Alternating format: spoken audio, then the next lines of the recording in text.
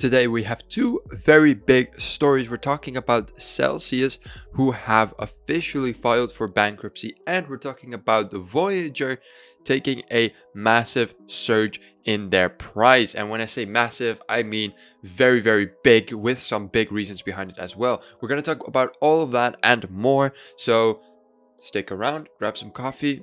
See you guys in a bit.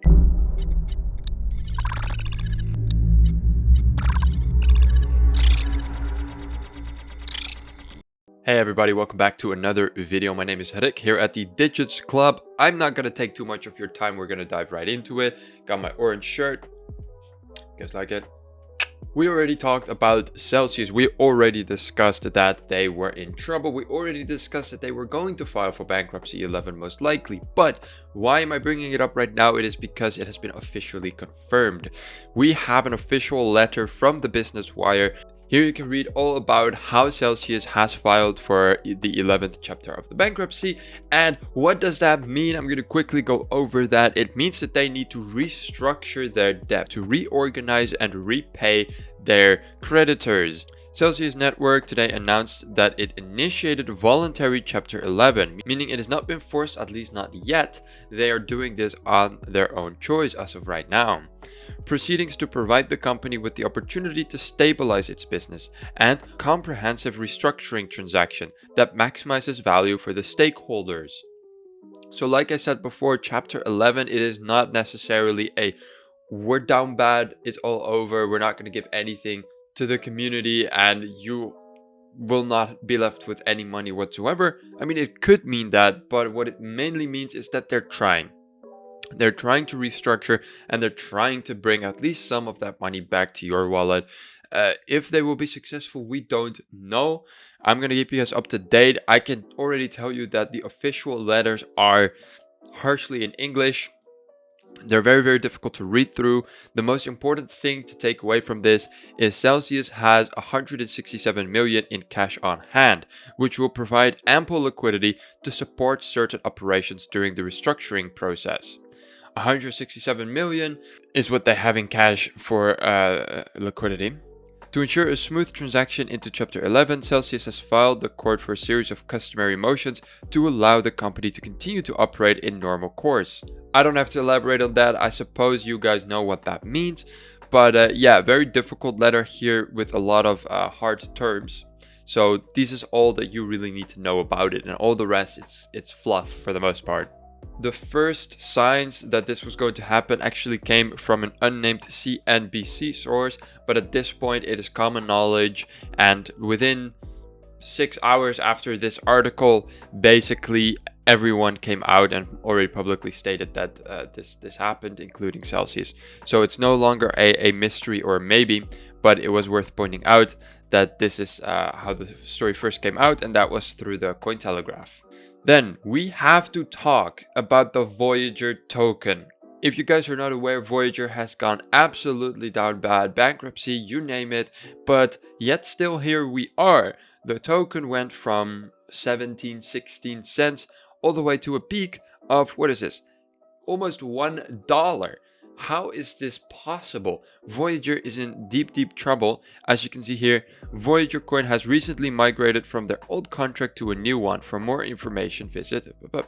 Right now it's at 60 cents. How is this possible? Voyager token skyrockets as VGX Pump scheme touted.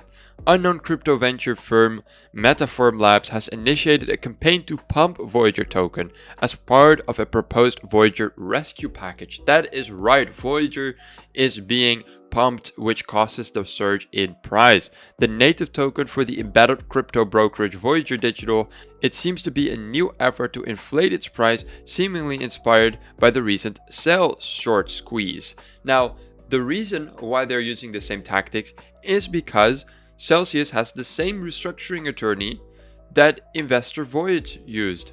So good chance we see a similar pro-rata deal for users. Well, more than that, we are seeing the same tactics being applied. So because they have the same attorney, we're seeing the same patterns, obviously. So for everybody wondering, why are we seeing the same sell squeeze now happening with Voyager? Again, it's probably because they have some of the same legal team and much of the same tactic is being deployed. As we can tell with Celcius thus far, the company is doing pretty well under the current circumstances. So if Voyager has the same team and employs the same tactics, it could be plausible that Voyager will end up in a decent place. Of course, it's not going to be rainbows and sunshines, but we're talking damage mitigation, right? Lowering the amount of damage that they're going to get. Okay, enough about the bankruptcies, guys. We're gonna get way too depressed if we talk about that. Let's talk about something else that's very depressing. Which one of you guys is aware of what the hell Kazakhstan is? Well, if you're not, it's a pretty big place and is not a very rich one either. The Kazakhstan president has signed a new law imposing higher tax rates on crypto miners. Now, of course, this is absolutely ridiculous. This is just a scheme for the government to get more money. And it's just a scheme to get people away from crypto and into the currency of the government. This is obviously a big hit for Bitcoin and for other coins that are being mined, because this is going to 100% reduce the amount of miners that we have, which is obviously always a bad thing. For the people in Kazakhstan, of course, it is they have the most consequences.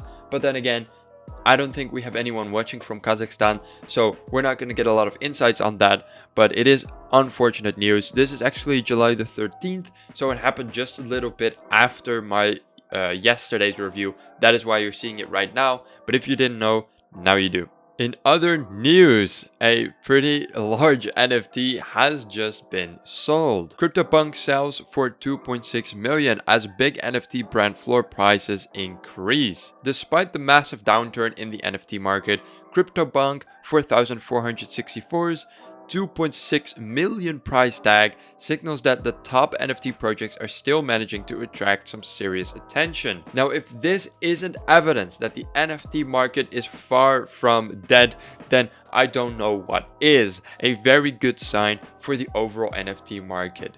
And if you want more information on NFTs, the market, Solana, etc., I highly recommend you move over to Kevin Machi's YouTube channel. Just join our Discord, and from there you can find it under #YouTube. He goes super in depth on everything related to NFTs and the market around it. So if this is interesting to you, move over to that channel for endless videos going super in depth on that, and this story will probably be covered on that channel as well. Despite major market decline in trading volume across the broader non-fungible token market, a single CryptoPunk has sold for a whopping 2.5 thousand Ethereum, which equates to a price tag of just over 2.6 million. The 2.6 million transaction makes the sale of CryptoPunk 4464 one of just 24 April-themed CryptoPunks, the largest NFT sale of the last 30 days across the entire market. And here we see a tweet from CryptoPunk's bot also tweeting it out, as it went pretty viral over on Twitter, so we see actually a lot of stories on it. Alright, that was all for the stories as of today. Let's move over and take a look at the market and the Fear and Greed Index. We are seeing Bitcoin and Ethereum, the market as a whole, recovering slightly from the damages done yesterday. The market cap has grown with about 6 billion. We're now at 936, and Bitcoin has reached above $20,000 again.